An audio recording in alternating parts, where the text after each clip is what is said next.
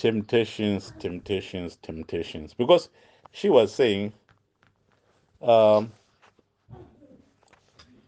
temptations will come in various forms. That's what she was trying to say. They will come in various forms. She was saying the other kind of temptations is whereby we we listen maybe to people,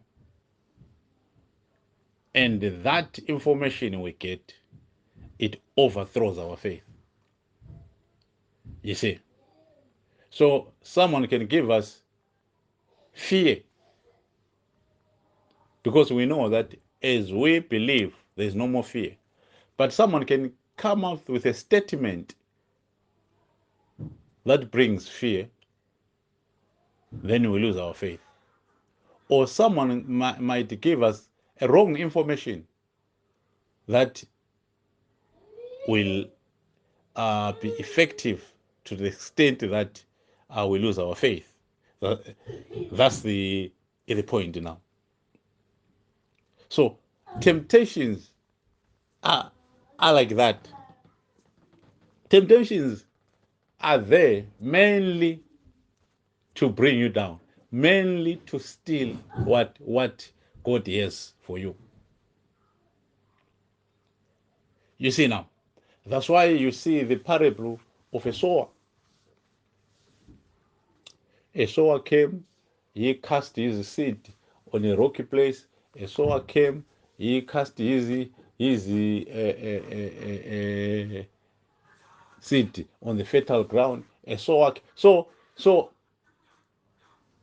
most of the time, you'll find that some people can get what is being preached.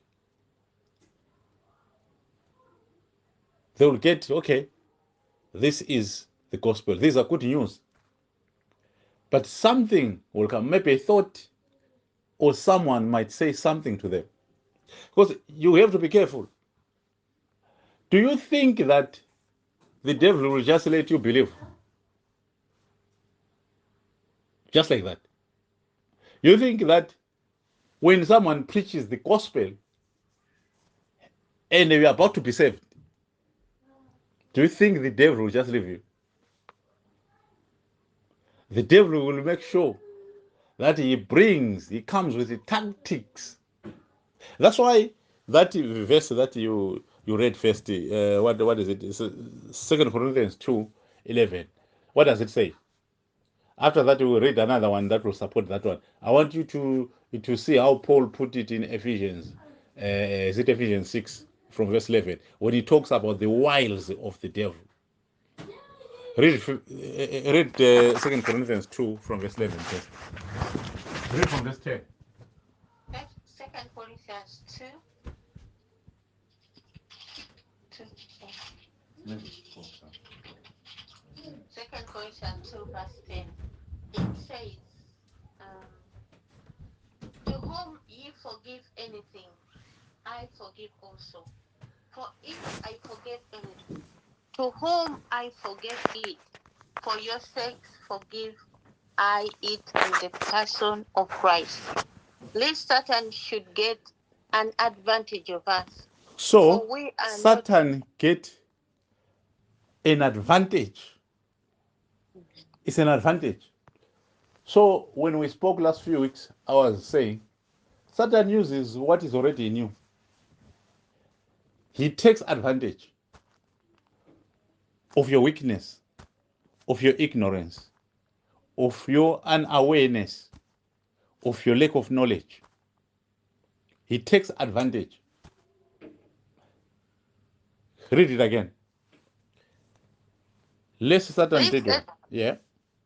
Lest Satan should get an advantage of us. Yes. For we are not ignorant of his devices. Yes, Satan has got his devices.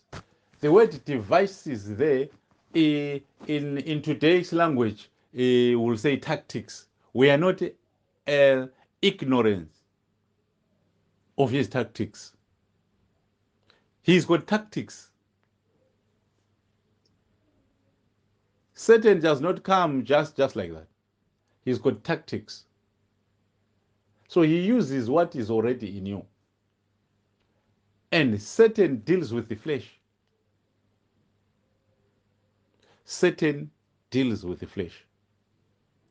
That's why when we spoke a few days ago or last week, we were talking about the death of the flesh. We said that when you are born again, you die in the flesh. That's the purpose. You are dead in your flesh. Your flesh is dead. It's no longer there. That's why you are a new creature. Because Satan deals with your flesh. So we are not ignorant of his tactics. Ephesians 6, read from verse 11 again.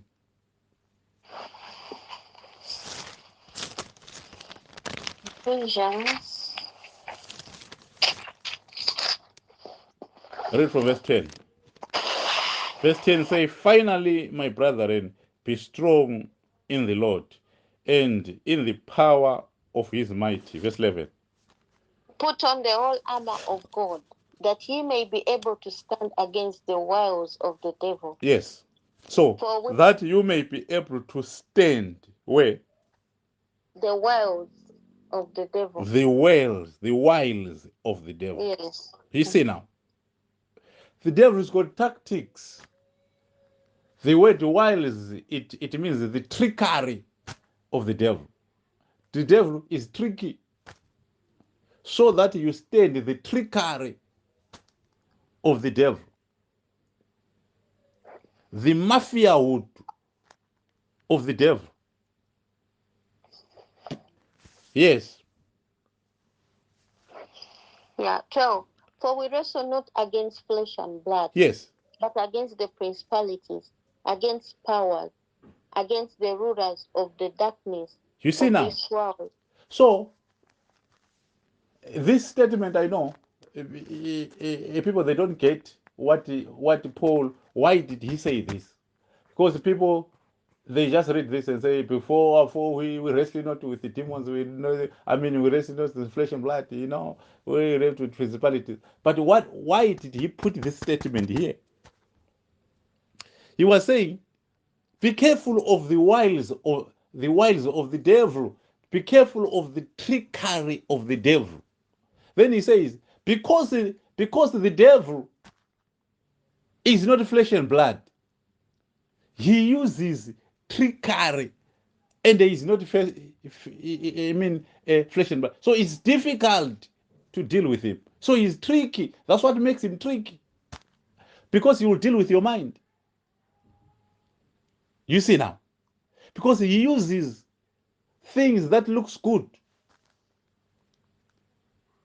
He'll be saying, what is wrong with doing this? I think of doing this. I think of doing this. But it will be the devil who causes you to do that. The devil causes you to work every day and not rest and lose your husband or lose your wife or lose your children. There are people who work to extent that they've lost their kids. Their kids are not street kids, or they've joined the gang. That's what is happening in the UK. It's reality. Why? Because the mother and the father, they are at work, they're chasing money.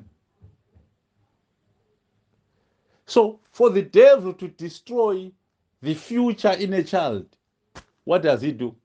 He keeps you busy chasing pounds.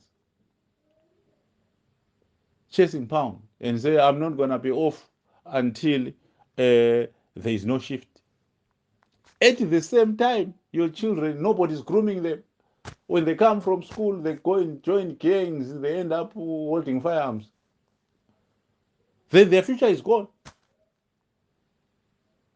Whatever was the potential that was in that child, it is lost. It is called the wiles of the devil.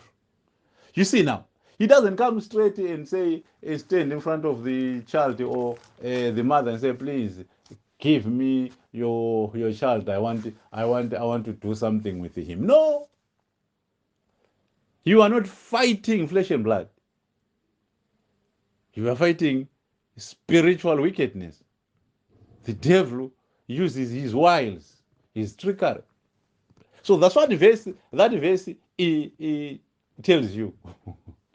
But people, they will be just rushing. Now, so you see, it is called the wiles of the devil. But in 2 Corinthians, it was we are not ignorant of his device. We are not ignorant of his plans, of how he works. We are not ignorant. You must not you must never be ignorant of that. Many times people they'll be thinking things are happening, but it is the devil. Because the devil, where people think is the devil, it's not the devil. It's not. The devil works in a way that you will never suspect is the devil. You never. Now, now. So that's what she was talking about. But now, let's go back to my sister quoted James chapter 1. We said, was it James chapter 1? Yes. We spoke about James chapter 1. If you read verse 12 for us again. James 1:12, it said, "Blessed is the man that endureth temptation, for when he is tried, he shall receive the crown of life, You see which now. the Lord So has promised so to why them why that why love why do you what does it mean to endure temptation? Endure temptation. It means that during that temptation, do not fall out for that temptation. Number one, because temptations are there, but it doesn't mean that those temptations you just have to be strong to go through temptations only. No. Yes, you have to be strong to go through temptations, but that's not enough. The first one is knowledge. My people perish because of knowledge in Hosea 6:4. My people perish because of lack of knowledge. So you can endure, but without knowledge, there is no endurance. Because endurance, it needs you to be well equipped. To, as long as you don't know that this is the devil works like this. He can do this. Do this. How can you how can you resist him? Because one thing for sure, you will never defeat the devil. The devil is defeated, but he's constantly there. So what do? You resist him. And the Bible says, resist the devil, he will flee. Meaning, the devil, this one that we step on him, we kill him, we kick him, it's a lie. All what you do is to resist. But how do you resist? Knowledge and endurance. Because knowledge gives birth to endurance. You see now. Read verse 12 again. James 1:12, it says, "Blessed is the man that endures temptation, for when he is tried, he shall receive the crown of life, You see now. which the Lord..." So that means during the tenure of the New Testament, it's gonna be temptation. They don't end temptations after temptation. But those temptations, God has already empowered you. God knows He has empowered the church to resist and to endure. It's not something that God is going to do to you and say, please, God, I pray, make me endure. No. All that is fallacy, is lies. All what you have to know is the church is already empowered to endure temptation. So what do you need now? You need to grow in faith. You need to learn more, so that you know how to deal. Because you cannot defeat the enemy that you don't know. You see now. If you learn more that the devil works like this, A, B, C, D, then you develop. Like now, we have spoke about how the devil can work. So you can develop. That's not limited. The works of the devil are not limited to that. It's more, but you can develop because we have gave you the example. So now you can expand on that and tell us more. And that end like this, end like this, end like this, end like this. The devil will make you stubborn to a lie. Believe something that is not there. All goes back to your flesh. The pride of life. There are some people who doesn't want to leave the false church. You know why? Because of pride. Pride. It's just pride. You know they are lying. You know they are false. But because of pride. Pride. Then after many years, you're gonna come back and say, some people they will never come back and accept it. These ones, that few that you see, they come back and say, you know what, I used to refuse, but now there are very few of them. They are blessed. Some people they will never.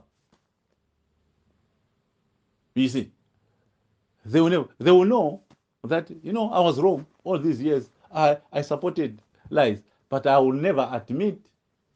I would rather promote these lies so that it's never going to be found out that I'll never agree. I know it's lies, but I'll never agree. I don't want to lose. So it's all pride of life. But now let's see the point that my sister raised, that how can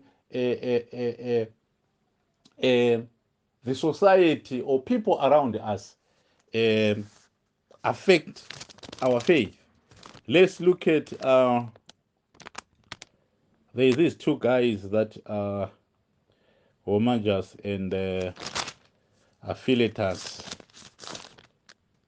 in Second Timothy. Look at Second Timothy 2 from verse 15. Start the word. Yes. Yes, yes, yes, yes, yes. Yes, yes, yes, yes, yes. Second Timothy what? Chapter 2, verse 15. Start to show thyself approved unto God, a workman that needeth not to be ashamed, rightly dividing the word of truth. Yes, verse 16. But shun profane and vain babblings, for they will increase unto more ungodliness. And Yes, their word will eat as doth a canker, of whom is Hyperneus and Philetius, yes. What who, happened concer- to these two? who concerning the truth have erred, These saying that people, they are preaching heresy. Yes.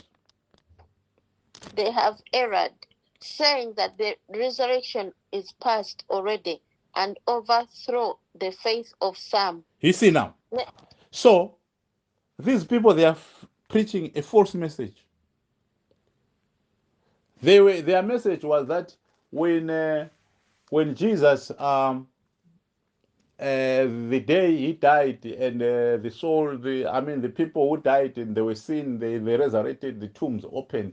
They said that was the resurrection. Jesus is not coming anymore. That was the resurrection of the time. So there is no any other resurrection. So the resurrection that Jesus was talking about, it was that resurrection. People are going to heaven. It's just like the message of rapture, a bogus message of the fools. Now, so these ones, they were telling people that don't worry, Jesus is taking me. Those people who the tombs opened, he took people there. So by saying that, he overthrew the faith of men, because the Bible is consistent. The Bible is consistent. So when someone comes with a bogus message now, it confuses people. Some people they'll start, because someone who is not skilled in the scriptures, because you hear people asking questions like, is the Bible true? Is the Bible true? Is the Bible true? It's because you have not met a preacher. The day you will meet a preacher, you'll tell me the Bible is true. There is nothing true like the Bible. You'll tell me there is nothing unique. There's nobody who can forge the Bible. Nobody. The day you'll meet a preacher will just preach one message of Christ, diverting from Old Testament to New Testament, putting it together. You'll tell me, no, never. There's nobody who can, because every verse is consistent in power with any other verse in the Bible. But the problem is that you have never met a preacher. You meet these ones who will be telling you, receive a bicycle, receive your donkeys. Now, so these ones' message, they made people to be unstable in their faith. You see now, people, they were now unstable in their faith. People, they were now confused. Some, they left the church because someone is bringing a message that is inconsistent with scripture, that is inconsistent with the hope of people's calling. You see now, if you look at again in another doctrines, false doctrines that were preached in Timothy, First Timothy, in chapter 4 from verse 1, where he talks about speaking hypocrisy and eating of meat, whatever. Right. First Timothy. Yes. First Timothy chapter 4 from verse 1. Now the Spirit speaketh expressly that in the latter days some shall depart from the faith, giving heed to seducing spirit and doctrines of devil. So these ones are giving heed to seducing spirit and doctrines of the devil. So seducing spirit are the wiles of the devil. That's why the devil tells you things or comes with a gospel that is good to your flesh. He brings the gospel that is appealing to your flesh. And then you'll chase that gospel until heavens come. Then you go and burn. Because I'm telling you, the day you'll sit down and say, you know what, I just want to be fair to myself. I don't want to listen. I want to delete everything that I heard from, I know, because people, they look up to these necromancers.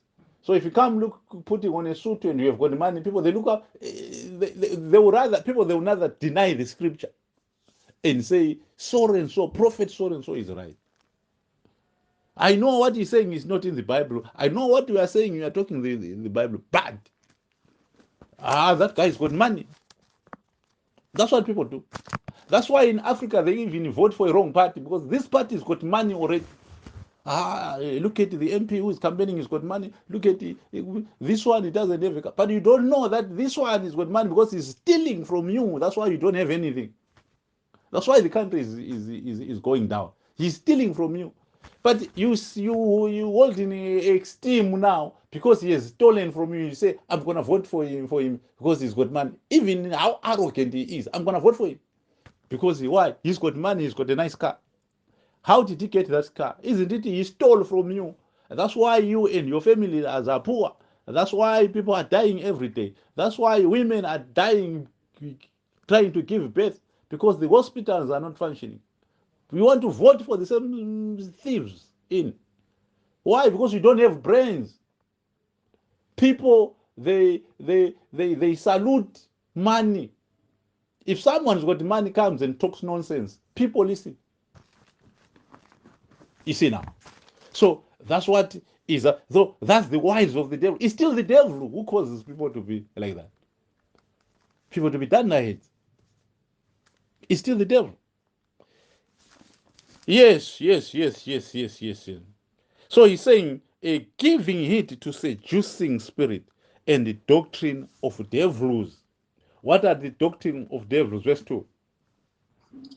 Speaking lies in hypocrisy. Speaking Having the lies in conscience. hypocrisy, say, I can command miracle money. Money will come from nowhere. But that person, when he wants money, he say, give tithe.